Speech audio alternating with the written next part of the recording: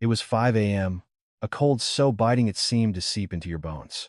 The entrance to the funeral home was lined with floral arrangements, their black ribbons stark against the white blossoms. A heavy silence filled the frigid air. Sarah had arrived hours before anyone else. Her eyes, bloodshot from a sleepless night, were the only sign of her exhaustion as she moved with a quiet, ceaseless energy. She meticulously wiped down the guest book table, rearranged the sympathy flowers that had been jostled, and spread the guest book open, testing the pen to make sure it wrote smoothly. Every detail was her responsibility. Her preparations complete, Sarah knelt before her father-in-law's portrait. Seeing his kind, smiling face made her chest ache with a familiar pang of grief. Rest peacefully, Dad. You don't have to be in pain anymore. You worked so hard. Her voice was low and steady. There were no forced tears, no dramatic sobs. She simply offered a final, heartfelt prayer and rose silently. He had been the only person in this family who had ever treated her like a human being, and Sarah was determined to see him off on his final journey with the dignity and care he deserved. 2 hours later, her mother-in-law, Carol, swept into the room with a theatrical clamor. Dressed in mourning clothes, she waited until a few other mourners had arrived, then collapsed onto the floor, as if on cue, letting out a torrent of wails. David.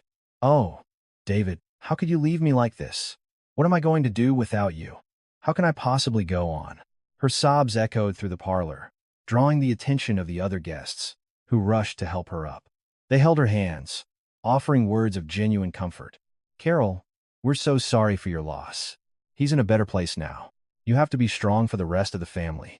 Take care of yourself. Carol dabbed at her eyes with a handkerchief, fully immersed in her role as the grieving widow. But the moment the guests turned away, her expression hardened, and her eyes turned to ice. She shot a venomous glare toward the kitchen area, where Sarah was quietly working.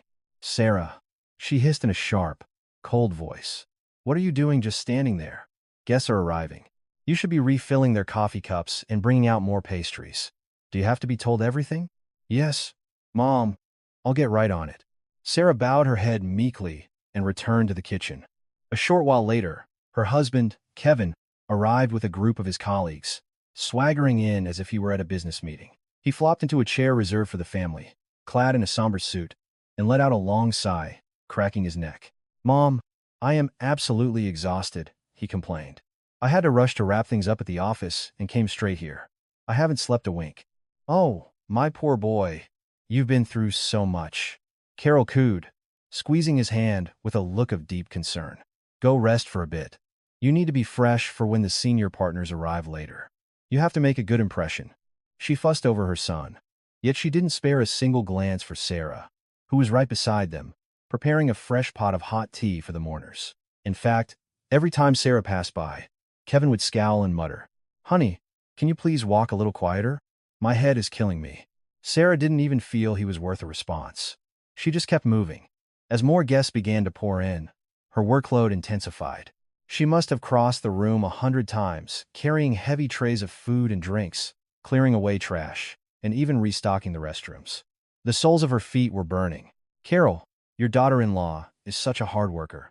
A passing guest commented. It's rare to find a young woman so diligent and quiet. You're very lucky.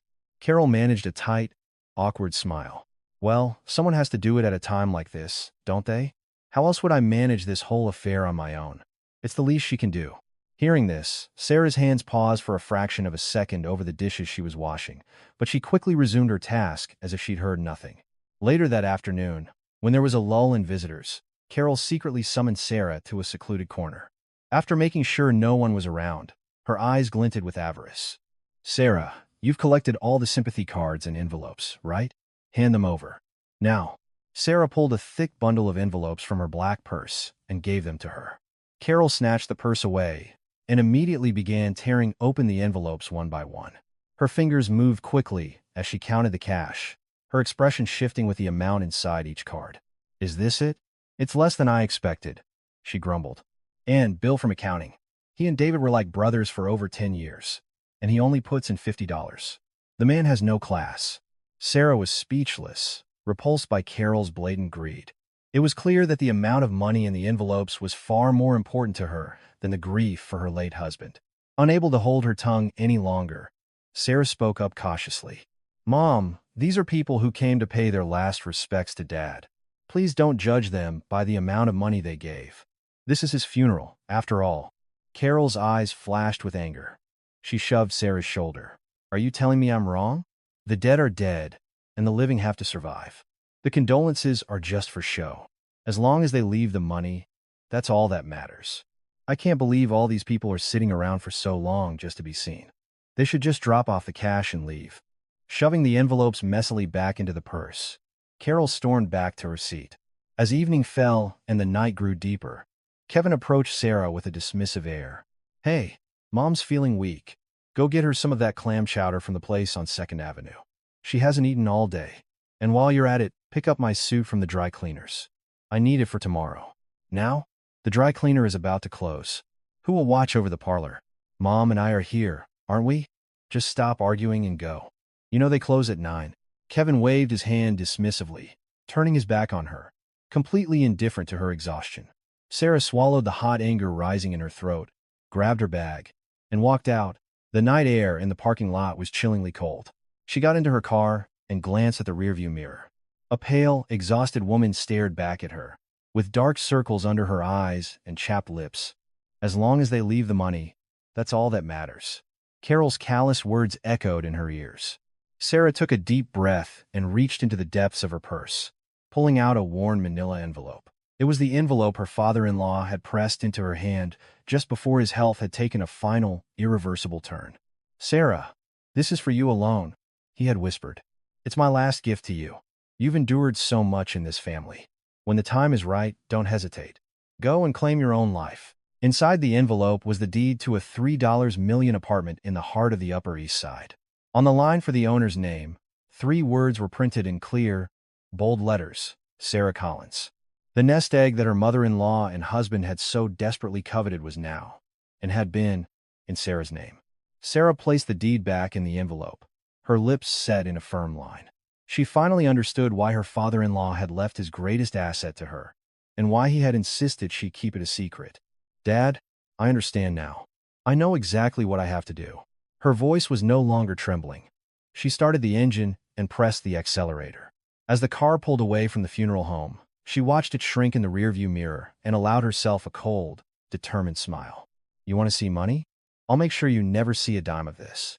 After this funeral, the foolish, obedient daughter-in-law you all knew will be gone forever. As she drove toward the dry cleaners, Sarah's eyes shone with a sharp, resolute light. The second day of the funeral dawned. Sarah, who had only pretended to rest during the night, still looked exhausted, but her gaze was clearer and more focused than the day before. She walked to the condolence box, carefully pulling a single white envelope from her pocket. Looking around to make sure no one was watching, she discreetly slipped it into the slot. But someone had been watching from afar with the eyes of a hawk, her mother-in-law, Carol. The moment the flow of guests ebbed, Carol rushed to the box as if on a treasure hunt. She felt each envelope, gauging its thickness. Then, she pulled out the unusually thin one Sarah had just deposited. As she opened it, her face turned a mottled red and purple, and her hands began to shake. What is this? Sarah, get over here. Right now. Carol's shriek startled everyone in the room. With trembling hands, she ripped the envelope to shreds. Inside were 5 crisp $10 bills. $50? Are you playing some kind of joke? She screeched, waving the bills in Sarah's face. You put $50 in for your own father-in-law's funeral? Are you out of your mind? Sarah stood silently beside the family seating area, her expression unreadable. Hearing the commotion, her husband Kevin hurried over. Mom, what's wrong? Keep your voice down.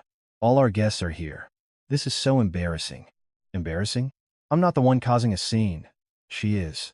Carol shrieked, pointing at Sarah. Kevin, you need to see this. Your wife, this woman, contributed $50 for your father's funeral. Does that make any sense? If people find out, I'll be too ashamed to show my face in public. Carol stomped her foot in a fit of rage. But Sarah looked her mother-in-law directly in the eye, her voice cold and firm. I gave what I could afford, with a sincere heart. What is the problem? What you can afford. Carol scoffed. Your husband is a manager at a major firm, and your own family isn't exactly poor. This isn't about what you can afford. It's about your character. How dare you give a pittance for your father-in-law's funeral and act so high and mighty about it? Sarah let out a humorless laugh. Appearances are that important to you? Then maybe you should have tried to keep them up while Dad was still alive. On every Thanksgiving and Christmas, you knew he was alone, but you went on trips with your friends, and Kevin slept in, complaining he was too tired. When you did bother to visit, you stayed for 30 minutes, took the money he gave you, and ran off. Who was that? Carol's jaw dropped, and she was rendered speechless. Kevin, flustered, grabbed Sarah's arm roughly. Sarah, what are you talking about? Apologize to my mother right now. Have you lost it? Sarah yanked her arm away. Don't you touch me, she said, staring him down. You should keep your mouth shut. A year before Dad passed, when he was in the hospital, do you remember how many times you visited? I begged you to come with me, but you always complained it was too much of a hassle. His last wish was to have a beer with you. Just one. And you never granted him that wish. Kevin fell silent, like a guilty child, and looked away. Carol, recovering her voice, jumped back in. My son was busy. His job is incredibly demanding. Don't you dare blame him for that. There's no son more devoted than Kevin. Busy. Mom, do you remember last March when Dad was in the ICU with pneumonia? I called you 3 times and texted Kevin 5 times. You hung up on me because you were in the middle of a class at the community center, and Kevin didn't even reply because he was busy at a happy hour. Sarah pulled a small notebook from her purse and opened it. Inside, every event during her father-in-law's illness was meticulously documented with dates and times. It's all right here. March 12th, 2 p.m., the day Dad was admitted. I know exactly where you both were and what you were doing. He could barely breathe, holding my hand and asking for his son. But neither of you showed up. You say the hospital didn't call? Don't lie. You just ignored them. As Sarah held out the notebook, Carol's face went white, and Kevin stared blankly at a distant wall, pretending not to hear. Relatives near the entrance began to whisper among themselves. Sarah snapped the notebook shut and put it back in her purse. I'm leaving now, she announced coldly. There's no reason for me to be here any longer. What?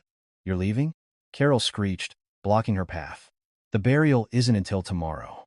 What kind of daughter-in-law walks out in the middle of a funeral? But Sarah's resolve was unshakable. What's the point of me staying?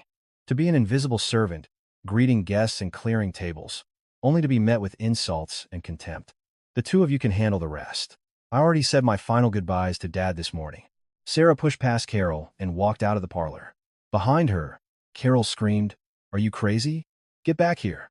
But Sarah didn't look back. As she walked down the hall, she could hear the sharp whispers of the relatives. My goodness, daughters-in-law these days are terrifying. To walk out of her own father-in-law's funeral. How could a person be so cold? They only know their rights, not their duties. Sarah smirked. It was laughable that these people, who hadn't contributed a dime to her father-in-law's medical bills or visited him once, were now lecturing her about a daughter-in-law's duty. Down in the parking garage, she got in her car and gripped the steering wheel. She pulled the envelope out of her bag again. The deed to the Upper East Side apartment. It was painfully clear now why her father-in-law had left his entire fortune not to his wife or son, but to his tormented daughter-in-law. Dad, I get it now. You already knew. You knew what kind of pretentious, money-grubbing monsters they were. She carefully folded the deed and started the engine. As the car left the funeral home, a heavy weight lifted from her chest. There were no regrets. In fact, she felt a sense of liberation, finally escaping this hellish family. This is just the beginning. I can't wait to see the looks on your faces when you find out that the $50 daughter-in-law you despise now owns the apartment you value more than life itself. Sarah glanced at the shrinking funeral home in her rearview mirror and smiled. Her car sped down the road, carrying her toward a new life. There was no hesitation in her path. This funeral was not an end for Sarah, but the beginning of a spectacular revenge. That night, the clock on the wall read 11 p.m. The apartment was silent, but Sarah's phone wouldn't stop vibrating, skittering across the floor. The screen lit up with her mother-in-law's name, Carol. Sarah, sunk deep into the sofa, just watched it with a blank expression. She had no intention of answering.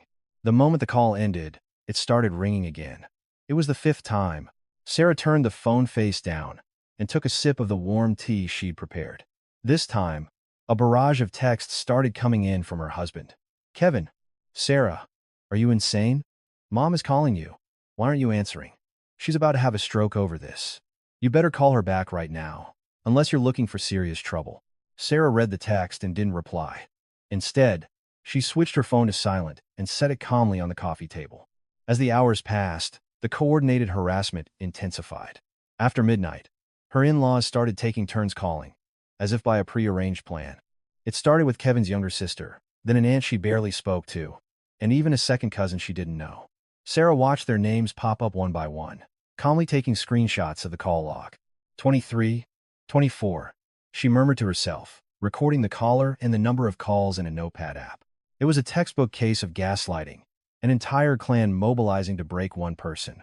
The next morning, Kevin showed up, pounding on the front door, as if he meant to break it down. The doorbell rang incessantly, a shrill sound that pierced the quiet of the apartment. When Sarah slowly opened the door, he barged in, fuming. "Sarah, what the hell do you think you're doing? Why didn't you answer your phone? Do you have any idea how many times Mom called, how she couldn't sleep all night?" Sarah closed the door and stared at him coldly. "You might want to take your shoes off before you come in. You're tracking dirt all over the floor. Is that what's important right now? The damn floor? You should be on your knees begging for my mother's forgiveness. And you're worried about your shoes? You really have lost your mind." Kevin kicked off his shoes and stomped into the living room. Sarah remained calm, sitting on the sofa. "What exactly am I supposed to apologize for? I don't see any reason why I should." Kevin looked at her, dumbfounded, and started counting on his fingers. "You don't see a reason? You walked out in the middle of a funeral. You gave a measly $50 as a condolence gift. You talked back to an elder, staring her right in the eye. Is any of that something a decent daughter-in-law does? Is that how your parents raised you?" At the mention of her parents, Sarah's eyes grew even colder. She held up her phone, showing him the long list of missed calls. 57 calls since last night. All from your family. Do you think this is what a normal family does? That's proof of how upset Mom is. Why do you think my aunts got involved? Because you pushed her to the edge, Kevin yelled, clutching his head in frustration. Sarah opened her notepad app and read from it in a flat, emotionless voice. "You think I don't know what your mother has been telling the relatives? That her daughter-in-law is a degenerate. That I've gotten arrogant because she never gave me a hard time. That my parents must have failed in raising me. Your mother isn't just upset. She's on a mission to destroy my reputation. She only said that because she was hurt. Why do you have to be so cynical about everything? So, if she's hurt, it's okay to insult my parents and assassinate my character? Is that your definition of common sense and decency?" Stumped by her logic, Kevin faltered for a moment. Just then, Sarah's phone began to ring again. It was his eldest aunt.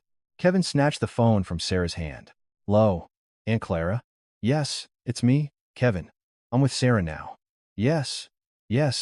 I'm so sorry. I'll talk some sense into her and send her over to Mom's." "Yes. You try to calm down too." He ended the call and practically threw the phone back at her. "Aunt Clara said our family's reputation is in the gutter because of you. After the scene you made at the funeral, what do you think the relatives are saying about us? You need to call every one of my aunts, one by one, and apologize. It's the only way to fix this. Apologies are for people who have done something wrong. I've done nothing wrong, so I will not apologize. Are you really going to stand there and claim you did your duty after giving $50? I can't even look my colleagues in the eye because of you," Kevin shouted, kicking the coffee table as he advanced on her. But Sarah didn't even flinch. "Then how much should I have given to satisfy you? $1,000? 10,000? What's the price tag on this so-called common sense you keep talking about? Aren't you ashamed? You didn't pay a single cent for your father's medical bills or help care for him once, and now you have the nerve to lecture me about money?" Kevin's face flushed with anger and embarrassment. "I told you, I was busy with work. If I don't earn money, how do you think we live in this apartment? Busy?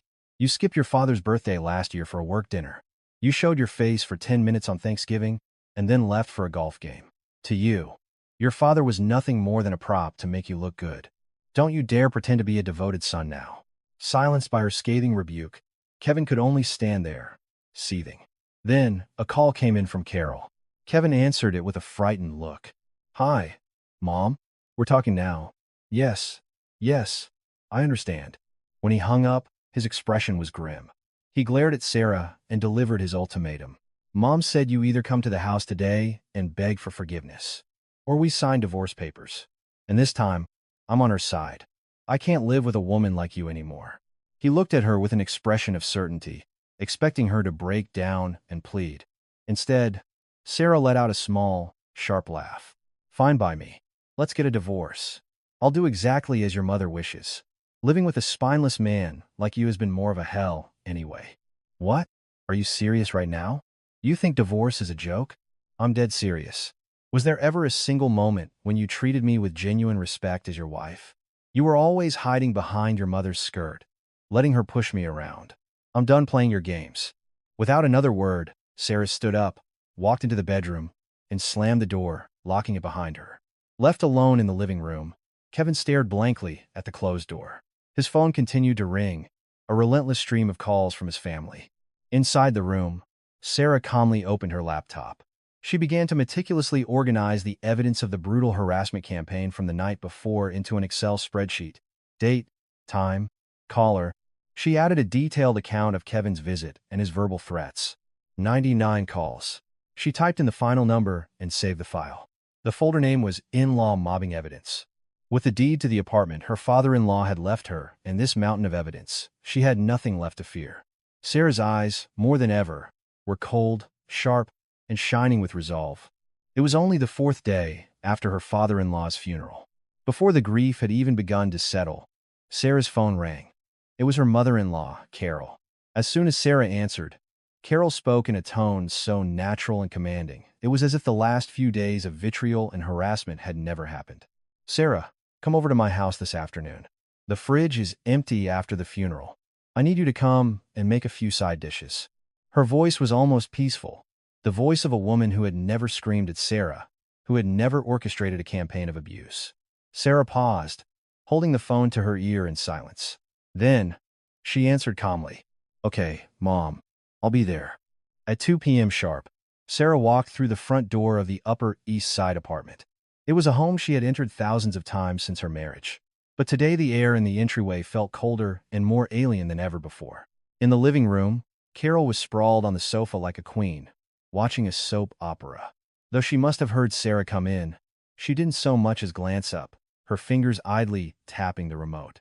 "The groceries are in the fridge. Go on into the kitchen," she ordered. "Make a big batch of that beef stew and some chili. And for side dishes, I want that bean salad and some creamed spinach. Kevin's been feeling run down lately, so make sure it's good." "Yes, Mom. I'll get started right away." Sarah put down her purse and went straight to the kitchen. The refrigerator was stocked with beef, cans of beans, a tub of chili powder, and bags of fresh spinach. She took out a cutting board and a knife. The rhythmic thump-thump of the knife against the board echoed through the kitchen. Just then, Carol appeared at the doorway, a smug look on her face. "Oh, and you'll need to take me to the doctor tomorrow morning. My back has been killing me. Kevin's too busy with work, so you'll have to drive me and handle all the paperwork." "What kind of appointment is it?" "Orthopedist. What else? At my age, everything hurts."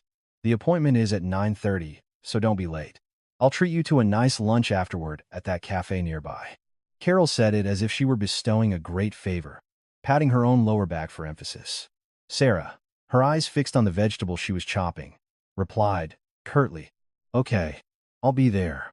Carol watched Sarah's back for a long moment, as if supervising a servant before returning to the living room. Once she was gone, Sarah quietly pulled her phone from her apron pocket. She opened a notes app and began to type. No 15, 2:30 p.m. Order to cook 4 specific dishes, forced labor. November 16, 9:30 a.m. Commanded to act as chauffeur and personal assistant for doctor's appointment. Her fingers moved swiftly across the screen. Her expression, as she meticulously documented the date and time of each demand, was as cold and patient as a predator waiting for its prey. That evening, Kevin came home from work.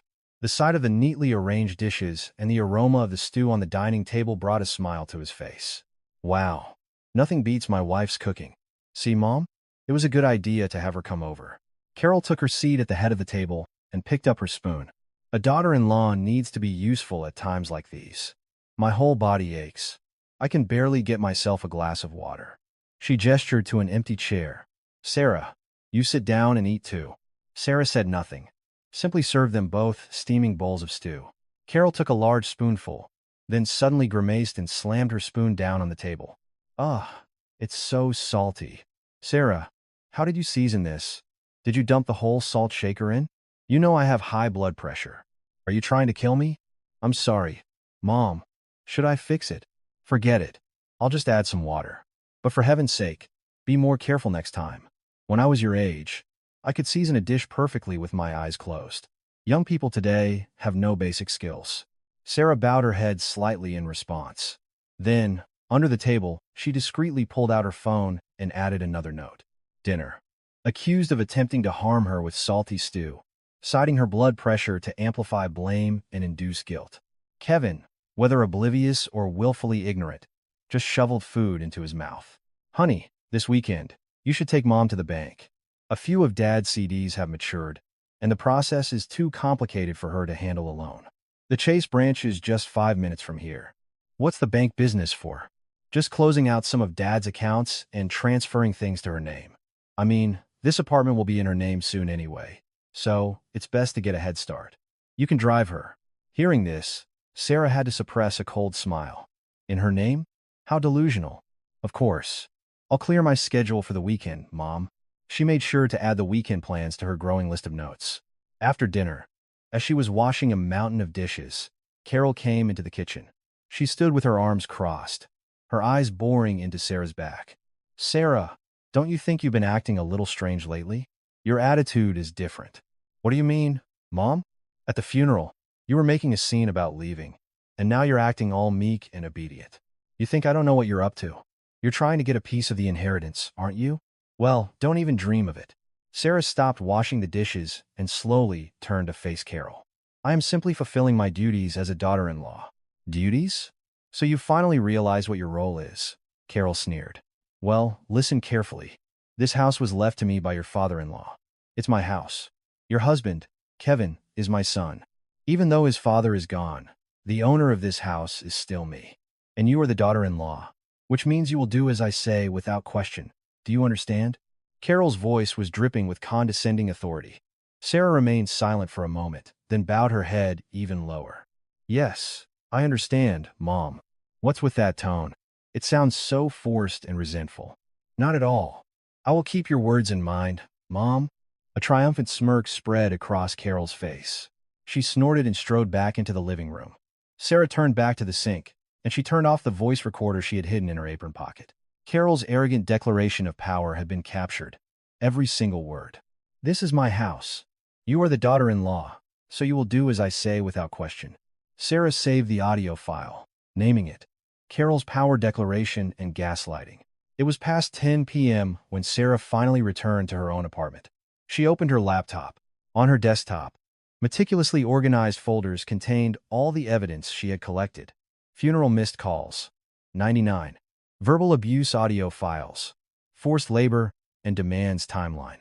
She entered today's events into the spreadsheet, timestamping each incident. She documented who said what unfair demands were made, and all the factual details, and then renamed the file. Final Judgment Timeline. On the last line, she added a note. Mother-in-law still firmly believes she is the owner of the house. Appears to have not checked any inheritance procedures or the property deed. After saving the file, Sarah opened the deepest drawer of her desk. Inside was the manila envelope from her father-in-law. With a steady hand, she once again took out the deed. The name, Sarah Collins, under the owner section seemed to shine even more brightly tonight. You'll find out soon enough, Carol, she thought, placing the document back in its envelope. You'll find out who really owns the house you so proudly lord over. This wasn't submission. It was a methodical gathering of evidence for a perfect revenge, a calculated performance designed to lull her enemies into a false sense of security. A quiet, cruel smile spread across Sarah's face, a smile that promised a victory already won. A week had passed since the funeral. The chaotic energy of the service had vanished, but a cold, heavy tension now filled the in-laws' apartment. As Sarah was cleaning the living room floor, her mother-in-law, Carol, spoke from her reclined position on the sofa, her voice laced with annoyance. Sarah, when you have a moment today, clear out your father-in-law's study. I can't stand looking at all his old things piled up in there. It feels cluttered, and frankly, it's starting to smell. I'm too grief-stricken to touch anything, so you go in there and get rid of it all. There wasn't a trace of sadness in Carol's voice, only the dismissive tone of someone delegating an unpleasant chore. Yes, Mom. I'll go and organize it now, Sarah replied, her voice even as she wrung out the cleaning cloth. She cautiously opened the door to her father-in-law's study. The air inside was thick with the scent of dust and a lingering stillness, as if the room had been waiting for its owner for a long time. Sarah opened the window wide, letting in the crisp air. The desk was cluttered with old papers, worn-out notebooks, and business cards from his printing press things he had cherished. Sarah began to carefully wipe down each item, placing his personal effects into a box. When she opened the bottom desk drawer, her eyes fell on a thick, sealed envelope tucked away in the very back. The yellowed envelope was marked with her father-in-law's neat handwriting, the 12th of April, 2022. With a tremor in her hands, she lifted the envelope. Its weight suggested it contained a significant number of documents. A powerful urge to tear it open surged through her, but she forced herself to remain calm and turned it over. On the back was the clear, red stamp of a notary public's office. Sarah knew instantly that this was no ordinary set of papers. She took out her phone and snapped a photo. The 12th of April 2022. Notarized, she whispered, adding the fact to her digital notes. Just then, Carol's sharp voice pierced through the closed door. Sarah, what are you doing in there? Why is it so quiet? Are you slacking off? Get it done. I'm almost finished, Mom. Sarah called back.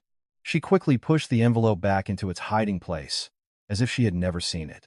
As she continued to clear a bookshelf, a small leather-bound journal slipped from her grasp and fell to the floor, opening to a random page. Her father-in-law's handwriting filled the page. Sarah may seem gentle on the outside, but she is stronger than anyone I know. She has a powerful sense of responsibility and always sees things through. I know she will be the one to survive the storms in this harsh family. Reading those words, Sarah felt a lump form in her throat. Her father-in-law had seen her, truly seen her, all along, her hands shaking. She turned to the next page, where his observations of the family were recorded with a chilling clarity. Carol mistakes the house and money for power and uses them to control people. Kevin is a coward who hides behind his mother's skirt, unable to stand on his own 2 feet. The only one in this house with their sanity intact is my daughter-in-law, Sarah. Sarah let out a long, slow breath and closed her eyes. He had seen everything: her lonely struggle, her quiet endurance, and had felt for her. On the final page, written like a last will and testament, were the words, Sarah, you are the one who will remain as the master of this house. I trust you with everything. The entry was dated just 1 month before he passed away. Sarah closed the journal, her eyes stinging with unshed tears. But she refused to cry. This wasn't a time for sorrow. It was a time to honor the faith he had placed in her. While clearing the space behind the bookshelf, she found another old photo album. Dusting it off, she opened it to find a visual history of the family. Holidays, birthdays, short trips. As she flipped through the pages, she noticed a strange pattern. In every photo, where Sarah was smiling brightly, her father-in-law was right there beside her. But in the photos with Carol or Kevin, his expression was always stiff, or he was absent from the frame entirely. You had already made your decision, hadn't you, Dad? She carefully removed a photo taken last Thanksgiving, of her and her father-in-law sitting side by side on the porch swing. In the picture, he was looking at Sarah with the kindest, most loving smile. She gently tucked the photo inside her phone case. Then, she reopened the desk drawer and took out the notarized envelope. At that exact moment, Carol burst into the room. Are you still not done? What on earth are you doing in here? Are you trying to drive me crazy? I'm almost finished, Mom. Just a few more boxes to move. Throw out all those books, Carol commanded. They're old and moldy and completely useless. And I can't stand the sight of those old suits hanging in the closet. Take them all to the donation bin. She grabbed one of her late husband's suits and threw it violently onto the floor. Sarah watched her callousness with cold eyes. What should I do with the documents in this drawer? Sarah asked, her voice even. There might be something important. Shouldn't you check them first? Check what? What could that old man have left behind besides scraps of paper with his nagging written on them? Don't waste my time. Throw it all out with the recycling. I want every trace of him gone from my sight. Carol shrieked hysterically before storming out of the room. Sarah picked up the envelope from the floor and murmured softly, Yes, Mom. I'll get rid of everything for you. She slipped the envelope into the deepest pocket of her purse. Carol, in her haste to erase the past, had just handed her the very weapon that would seal her fate. That night, back in her own apartment, Sarah laid 2 documents side by side on her desk. One was the deed to the Upper East Side apartment her father-in-law had given her. The other was the notarized envelope she had brought home today. She carefully opened it. Inside was a notarized will, detailing not only the transfer of the apartment but also the inheritance rights to his hidden bonds and a small parcel of land, all designated to her. The dates made her blood run cold. The will was notarized on the 12th of April 2022. The apartment deed was transferred 3 days later, on April 15. Everything had been meticulously planned. Her father-in-law had foreseen his family's neglect and had believed that only Sarah, his daughter-in-law, could protect and properly manage his assets. Sarah opened her laptop and added the new evidence to her timeline. The 12th of April 2022, father-in-law's sole beneficiary will notarized. High probability of containing evidence of Carol and Kevin's disqualification as heirs. The 15th of April 2022, Upper East Side apartment ownership transferred. Current owner, Sarah Collins. She leaned back in her chair and looked at the photo of her father-in-law tucked inside her phone case. Seeing his warm, encouraging eyes, she gritted her teeth.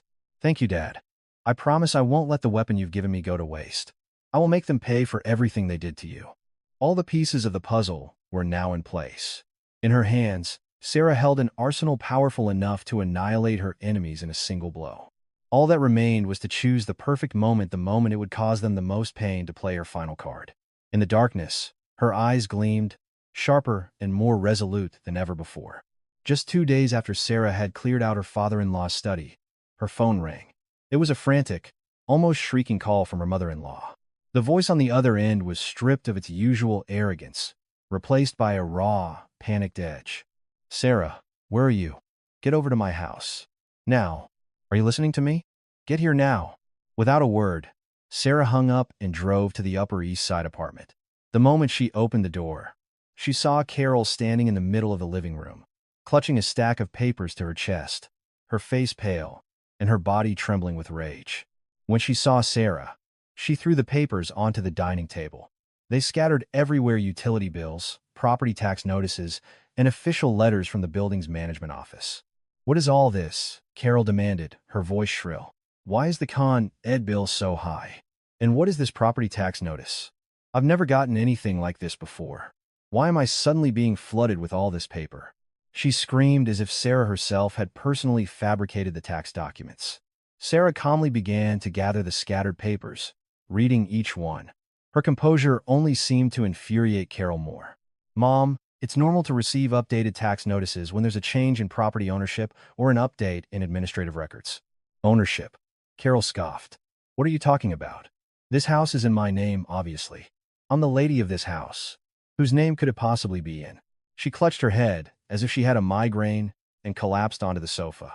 Just then, Kevin came home from work and saw the scene. He rushed over. Kevin, thank God you're here, Carol cried, grabbing his arm. We need to sort out this ownership mess immediately. Your father is gone, so legally, this house should be transferred to my name. We need my name, right here, on a brand new deed. I need it now. She was practically hysterical, shaking Kevin's arm. He undid his tie, looking annoyed. Mom, what's the rush? We can do it later, when we have time. Dad just passed away, and you're already worried about the deed? When we have time? Didn't you see all these bills? I won't be able to rest until I see my name on that title. Sarah, don't just stand there. Start getting the paperwork ready. We're going to the city registrar's office tomorrow. Get our family certificates, my social security info, everything. We might need your signature too, for all I know.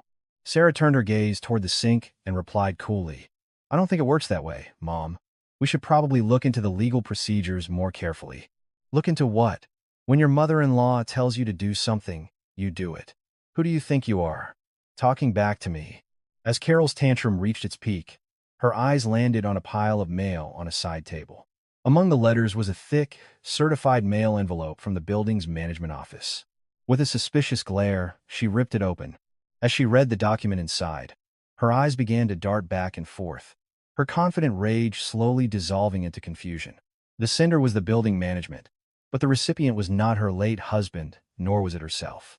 It was Sarah Collins. Why is your name on this? She whispered, her voice trembling as she held the paper up to Sarah's face. Why does it say owner, Sarah Collins, on the maintenance fee statement? Kevin, startled, snatched the paper from her hand. It was true. The letters were clear and unmistakable. Thinking it must be a typo, he quickly called the management office. After a brief conversation, the color drained from his face. Mom, the manager said that according to the official property records, the registered owner is Sarah Collins. That's why all official notices are being sent to her. What? That's impossible, Carol shrieked. Where would she get the money to buy an apartment this expensive? The people at that office must be crazy. She grabbed her purse, ready to storm over to the registrar's office that very second, but it was already long past closing time. That night, Carol didn't sleep a wink. She lay in the darkness, staring at the ceiling, her heart pounding in her chest. If this house wasn't hers, then all the power she had wielded, all the authority she had used to treat her daughter-in-law like a servant, would crumble into dust. Early the next morning, Carol and Kevin rushed to the NYC Department of Finance office. As they waited for their number to be called, Carol bit her nails, unable to hide her anxiety. Finally, they were handed a copy of the official deed. The moment Carol saw it, she nearly collapsed. Owner: Sarah Collins. Reason for transfer: gift. Date of transfer: April 5 Prezice. Do mi doazet doi. 2022. That's when your father was still alive, Carol gasped. Kevin, look at this. How is this possible? She clutched the paper, her knuckles white. Kevin stared at it in disbelief, rubbing his eyes. Dad gave the apartment to Sarah 2 years ago? As a gift? And he did it behind our backs? Why? Carol's voice was a choked whisper, no longer angry, but filled with a terrifying dread. Why would he give it to a daughter-in-law? I was his wife for 30 years, and you're his only son.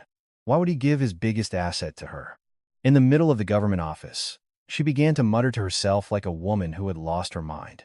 If the apartment belonged to Sarah, then all her years of abuse and tyranny had been nothing more than a ridiculous play she'd been performing in someone else's home. Kevin stood beside her, staring blankly at the document, too stunned to even comfort his mother. The fact that the wife he had so thoroughly disrespected was the true owner of a multi-million-dollar Upper East Side apartment had short-circuited his brain. Carol managed to get to her feet, but the world was spinning. This house isn't mine? She whimpered. Then where am I supposed to go? Her voice was filled with a chilling despair she had never known. The first major crack had just appeared in the fortress of her power. 2 days later, before the shock of the deed had even begun to fade, Carol, a shadow of her former self, urgently called Sarah. With a trembling hand holding her phone, she spoke in a tone that was less a command and more a plea. Sarah, I need you to come to the lawyer's office with Kevin and me this afternoon. At 2. We're meeting him there, so don't be late. A lawyer's office? What for? It's about this ownership issue. I need to get some legal advice. Since you're involved, you need to be there too. I have to find a way to get my name on that deed. She didn't say the last part out loud, but the desperation in her eyes conveyed it all.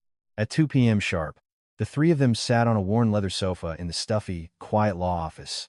The lawyer, an older man with wire-rimmed glasses, spread a file of documents on his desk and began to speak in a dry, professional tone. I have reviewed the title documents for the Park Avenue apartment in question. To put it simply, the legal and definitive owner of this property is Miss Sarah Collins, who is present here today. The words were barely out of his mouth before Carol shot up from her seat, her face a mask of fury and disbelief. That's absurd. My husband is deceased. It's common sense that his property would pass to me, his wife. What kind of law is this? Ma'am, please, calm down and have a seat. I will explain everything, the lawyer said calmly. Fuming, Carol sat back down. The lawyer pointed to a line on a document. This apartment was legally transferred from Mr. David Miller to Miss Sarah Collins on the 15th of April 2022. The reason for transfer is listed as a gift. Kevin, who had been sitting in a daze, finally spoke up. A gift? Are you certain my father did this himself, without our knowledge? Yes, I am, the lawyer confirmed. The late Mr. Miller personally visited a notary public and completed all the necessary procedures during his lifetime. As you can see from this notarized document, his signature and official seal are clearly visible. The date is the 12th of April 2022. Carol snatched the document he offered. The handwriting was unmistakably her husband's. Her hands trembled as she held the paper, and she bit her lips so hard it could have bled. The lawyer looked at her with a hint of pity. Because the deceased made this decision of his own free and clear will during his lifetime, there are no legal grounds to challenge it. No grounds? He gave the house to his daughter-in-law, without saying a word to me, his wife, and you're telling me there's nothing wrong with that? This is fraud. It has to be. Carol's voice rose, but the lawyer simply shook his head. The gifting of personal property is the sole right of the owner, ma'am. Spousal consent is not a legal requirement. Carol's eyes, now burning with a desperate fury, shot to Sarah. She looked ready to slap her. You knew about this, didn't you? Answer me. You knew all along. Sarah met her gaze without flinching. Yes, she said calmly. I knew. And you kept it from me? You deceived me? How could you do this to me? There was no reason to tell you, Mom. It's what Dad wanted. Sarah's placid demeanor made Carol gasp for air. Kevin, his eyes filled with a sense of betrayal, turned on her as well. Sarah, how could you? How could you even keep this from me? Am I not your husband? And what would have changed if I had told you, Kevin? You would have ganged up on me with your mother, bullied me, and tried to pressure Dad into changing his mind. That's how you've always operated. Kevin opened his mouth, then closed it, turning away in shame. Carol, as a last resort, turned back to the lawyer. Can't we undo this? We can claim my husband wasn't in his right mind when he signed it. We can say he had early-stage dementia. Ma'am, at the time of the notarization, the attending attorney confirmed and documented that the deceased was of sound mind and body. That claim would not hold up in court. Then I'll sue. Carol shrieked. I'll sue for my spousal share. I will not walk away with nothing. The lawyer sighed and glanced at the file again. A spouse's elective share is typically 1/3 to 1/2 of the estate. However, that depends on the total value of the deceased's other assets. Carol turned to Kevin. Kevin, how much money was left in your father's bank accounts? Tell me, quickly. After he passed, I checked. There was about $30,000 left. 30,000? That's it? Carol's voice cracked, her anger finally giving way to despair. After a lifetime of work, that's all he had? The lawyer delivered the final, crushing blow. Assuming the apartment is valued at approximately $3 million, and there are very few other assets, you could potentially sue for an elective share. However, the legal fees and time involved would be substantial, and the outcome is by no means guaranteed. It was then that Sarah, who had been listening silently, reached into her purse and pulled out a crisp, sealed envelope. She handed it to the lawyer. Sir, could you please review this as well? The lawyer's eyebrows twitched as he took the document. He read through it, his expression growing more serious with each page he turned. This is a notarized last will and testament from the late Mr. David Miller, and its contents are very specific. What does it say? Carol demanded, leaning forward. Read it out loud. The lawyer cleared his throat and began to read. I, David Miller, do hereby bequeath my apartment located in New York, to my daughter-in-law, Sarah Collins. This decision is made of my own free will. My wife, Carol Miller, and my son, Kevin Miller, have consistently neglected me and failed in their familial duties. Therefore, I explicitly state that they are to make no claim to any part of my inheritance, and no one shall contest this will. A heavy silence filled the office. Carol's mouth hung open, her body frozen. Kevin stared at the floor like a convicted criminal. The lawyer closed the file. Given that the deceased specifically cited his family's neglect in a notarized will, there is virtually no legal recourse. A lawsuit would likely only serve to expose private family matters. Carol pointed a trembling finger at Sarah, her voice a raw, vicious scream. You manipulated him. You took advantage of a sick old man to steal this house. Sarah slowly stood up and collected her belongings. For the first time, she looked down at Carol with something akin to pity. Mom, Dad didn't have dementia. He was of perfectly sound mind. He saw everything. He saw who in this family genuinely cared for him, and who would be the one to protect what he built. Carol was speechless, her lips trembling. Kevin, his voice choked with tears, grabbed at Sarah's sleeve. Sarah, what's going to happen to us? Are we going to be homeless? Sarah pulled her arm away and walked toward the door. What's going to happen? You'll continue to live in that house, just as you always have. The only difference is, now you'll have to remember that I am the owner. And what I decide to do next will depend entirely on your attitude and his. She gave a polite nod to the lawyer and left the office. Behind her, she could hear Carol's agonized sobs, but her own footsteps were light and steady. The 30-year reign of Carol Miller had just come to a crashing, ignominious end at the feet of the daughter-in-law who was now her landlord. A week passed. The tyrannical atmosphere that had once dominated the Upper East Side apartment evaporated, replaced by a strange, tense silence. One afternoon, Sarah received a call. It was Carol, but her voice was unrecognizable. Gone was the haughty, commanding tone, replaced by a cautious, almost servile one. "Sarah, are you busy? I was wondering if you had some time this evening. Could you stop by? I bought some of those strawberries you like." The woman who had never once considered Sarah's preferences was now trying to bribe her with fruit. Sarah paused her work, letting the silence hang in the air. In the past, a demand to come over would have sent her heart racing with anxiety. Now, her silence was a form of power, pressing down on Carol. "I don't think I can make it today. I have too much work to catch up on." "Oh, okay. Well, what about tomorrow, or maybe this weekend?" Carol's voice was laced with anxiety. "I have plans tomorrow, too," Sarah said flatly, and ended the call. She could almost hear Carol's deep, frustrated sigh through the phone, but she simply took a sip of her now-cold tea and erased the sound from her mind. A few days later, Sarah went to the apartment to pick up some mail. As she was about to enter the code for the front door, it swung open. Carol, having heard her, had rushed to greet her. The matriarch, who used to lie on the sofa, watching TV, ignoring Sarah's arrival, was gone. In her place was a woman with a forced, awkward smile, watching Sarah's every move. "Oh, Sarah, you're here? Come in. Come in. It's cold out. Can I make you some coffee? Or maybe some herbal tea?" Carol fussed over her, trying to take her bag. Sarah sidestepped the gesture and walked into the living room. On the coffee table was a platter of expensive, artfully arranged fruit, something she'd never seen in this house before. Instead of sitting, Sarah just picked up the stack of mail from the table. Carol stood beside her, wringing her hands. "Ah, Sarah," she began tentatively. "The maintenance bill will be coming soon. Could you give me your bank account number?